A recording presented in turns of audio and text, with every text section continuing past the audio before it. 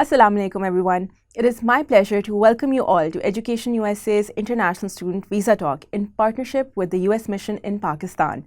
My name is Shiza Toor and I'm a Senior Education USA Advisor based in Karachi, Pakistan. Education USA is your official source on US higher education and provides free advising services to students thinking about pursuing their bachelor's, master's, or PhD in the United States. We are a part of US State Department network of over 400 advising centers in more than 170 countries. Sponsored by the US government, Education USA centers in Islamabad, Lahore, and Karachi are staffed with professional advisors with first-hand experience of studying in the United States and/or State Department-approved training. We are here to help you find a US academic program that best fits your needs by offering accurate, comprehensive, and current information through one-on-one appointments, emails, phone calls, and now also online. For more information or to know how to register for our free advising services, please visit www.educationusa.pk. And today we will talk about international student visas. I would like to introduce Denise Austinmer, a US consular officer who will be helping us answer some of our most frequently asked questions regarding student visas. Hi, Shiza. Thank you for having me on today. The United States welcomes international students to come experience the U.S. culturally, socially, academically. And we know as advisors, you get a lot of questions from students about the visa application process, the interview, eligibility requirements, and so on. So I hope we can cover most of these questions today to help all prospective students who are interested in applying to U.S. universities. Wonderful. So let's just jump in with our first question. I understand that there's many kinds of US non-immigrant visas. Which ones should the students look for? So there are three categories of student visas: F, J, and M visas, and I'll briefly explain these. So most students apply for F visas. So the F visa is for most academic and language programs in the United States. We also offer the J visa, which is called the exchange visitor visa, and these are usually for specific programs for a discrete amount of time. They can be for secondary school students, professors, research scholars, and some college and university students. And then there's the M visa, which is for vocational or other non-academic students. So the best way to determine which visa category to apply for is to pick the program that best fits your needs. So when you get accepted into an institution, if you are an F or M student, the institution will issue you an I20 form. If you are a J student, they will give you a DS 2019 form. So you can then choose the visa category that matches the form that you've been given. Oh, so thank you for clarifying that. So you mentioned the I20 and the DS 2019 forms. So how do students get those? So the U.S. academic institution or program sponsor will give you the appropriate form only when you've been accepted into the school or accepted as a participant in the exchange program. The institution or the program sponsor will also give you some additional information on applying for your visa, and they should also give you information on starting your program in the United States. So once you get accepted into a program and get your I20 or DS 2019, how do you go about applying for your student visa? So you start by going to our website, the Consular Electronic Application Center at ciac.state.gov, and filling out the online DS-160 application form. So once you filled out the form, you pay the fee and you schedule your interview. When you schedule your interview, make sure you select the correct student visa category that you're applying for. In addition to that, you'll have to pay the SEVIS fee, and you can pay that at fmjfee.com. This is a separate fee from the DS-160 application fee. So SEVIS, which stands for Student and Exchange Visitor Information System, is a program that's administered by the U.S. Department of Homeland Security, not the State Department. So for any SEVIS-related questions, you'll have to go through your school or to DHS. So one tip that I would give is that you should make sure that your passport is valid for 6 months after your planned arrival in the United States. If it's not, then you'll need to get a new one before you start your application. Okay, thank you for sharing that. I also wanted to ask, what should the students keep in mind once they're filling out the DS-160? So just be honest when you're filling out the form. And you should also make sure that the personal details, the information that you put into the form, matches your documents. So for example, you should make sure that your name and your date of birth that you put on the form matches what's on your passport. Another question that we get asked frequently is how soon should the student start applying for this visa? As a US consular officer, what would your recommendation be? So we recommend that students apply as early as possible to avoid missing their program start date. So student visa applicants are one of our top priorities here in Mission Pakistan, so we work hard to ensure that there are visa appointments available for students. In the summer months, we usually have a student rush because there are a lot of students who are applying before the start of the fall semester. So appointment wait times can fluctuate. And for some cases, they will require administrative processing, which will add additional time to the visa adjudication process. But one exciting update is that now F and M visas can be issued 365 days before the start of the program that's listed on the I-20. So that's 1 full year in advance of the program start date. Before this, these visas could only be issued 120 days or 4 months in advance of the program start date. The U.S. Department of State announced this change in January to better facilitate the visa interview and travel process for students. So this means that students can apply for their visas as soon as they get an I-20 from the program that they really want to go to. That's amazing. I'm sure that our viewers are thrilled to hear about this good news. It will definitely give them more time to prepare for their visa. So let's move on to the interview process. A lot of our students ask that what documents should they bring on the day of their interview?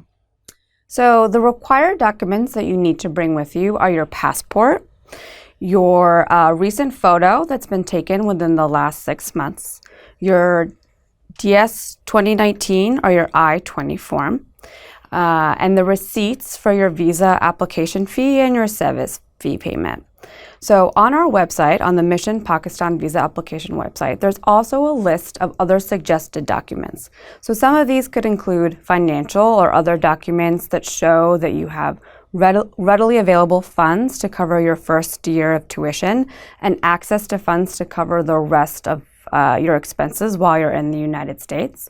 And you could also consider bringing documents that show your academic preparation. So these could be your transcripts with your grades, they could be your public examination certificates, your diplomas, or your standardized test scores. And for those, originals are preferred.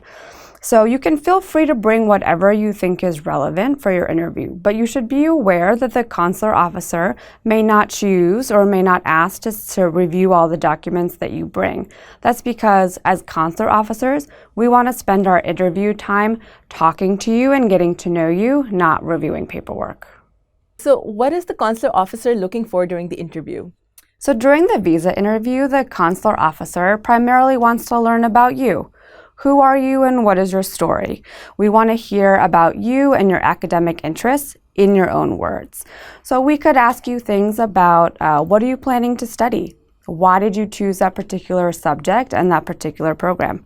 How do you plan to pay for it? Do you have the funds available for the first year of your program? And do you have a plan in place to cover the rest of your expenses? And finally, what do you want to do with your degree? What are you planning to do after your program is completed in the United States?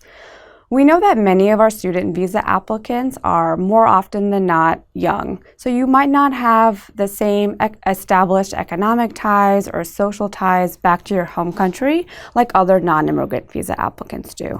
We know that you might not possess property or employment back in Pakistan yet, and we know that you might not have had the chance to travel internationally outside of Pakistan, and we know that you might not have your full long-term plan after graduation fully figured out yet, and that's all okay. Our primary goal during the interview is to learn what makes you a unique and genuine student who is interested in studying in the United States. Thank you for sharing that. That answer probably clears a lot of misconceptions that students might have regarding interviews. Just building off of that, what would be your top advice or one piece of advice to students who are preparing for their visa interviews? So my top tip is that you come prepared to explain your unique academic story in your own words and just to be honest. So we know that deciding to study abroad, leaving your friends and family back in Pakistan isn't always an easy decision. And we know that studying overseas can be a significant financial undertaking for you and your family. So we want to know why you decided that that was the best plan for you. So just be genuine and be yourself. Providing false information or fake documents during your interview can have serious consequences, including impacting your eligibility for a visa in the future. Okay, so what I'm getting is that honesty is key. So what are the possible outcomes of a student visa interview? So if the interviewing officer determines that you're eligible, then your visa will be approved. Otherwise, it'll be denied and you will get information about why it was not approved. So some of the most common refusals for students under the Immigration and Nationality Act are that you did not overcome immigrant intent or that additional information was needed. So U.S. immigration law explicitly presumes every non-immigrant visa applicant to be an intending immigrant and places the burden of proving otherwise on the applicant. So during the interview, consular officers examine each application individually to determine if the applicant qualifies for visa issuance according to U.S. immigration law and regulations. So it is your job to demonstrate during the interview that you meet student visa requirements, including having a residence abroad that you do not have an immediate intention of abandoning, of intending to depart from the United States at the conclusion of the approved activities, and possessing sufficient funds to pursue the proposed course of study. Some visa applications will be refused because additional information is required, such as an updated I-20 with a new date or the marriage certificate for your spouse. If that's the case, you will receive a document detailing the additional information or the documentation that we need from you. In some cases, your visa will be refused for administrative processing and additional steps will need to be taken. In this situation, you will also be given instructions on the information or additional documents that you will need to provide. Each summer, the Department of State prioritizes the administrative processing of students to help ensure that students can get to the United States before the start of their studies. But the length of administrative processing varies based on the individual circumstances of each case, which is why we encourage you to start the application process as early as possible. And we will notify you as soon as the administrative processing has concluded. It's wonderful to hear that student visa applicants are given priority if their case goes into administrative processing because it can be a lengthy process. So in case the student visa does get refused, can they apply again? So if you were refused for immigrant intent, you can apply again if you truly believe you qualify. But before you do, you should carefully consider if something significant has changed in your circumstances or if you can present new information that was not available during the first interview. If your application was refused for administrative processing, you should not submit a new application until that processing is complete. All right, so my next question is that Mission Pakistan has recently expanded its interview waiver program, which allows certain Pakistani nationals to renew their visas without having to appear for an interview.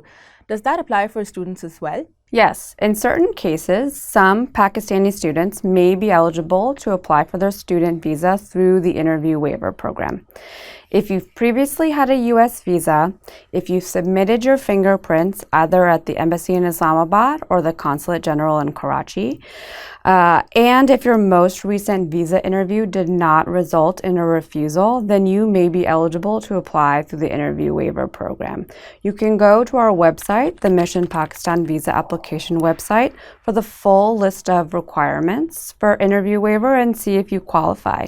And this policy is currently in effect through the end of the year.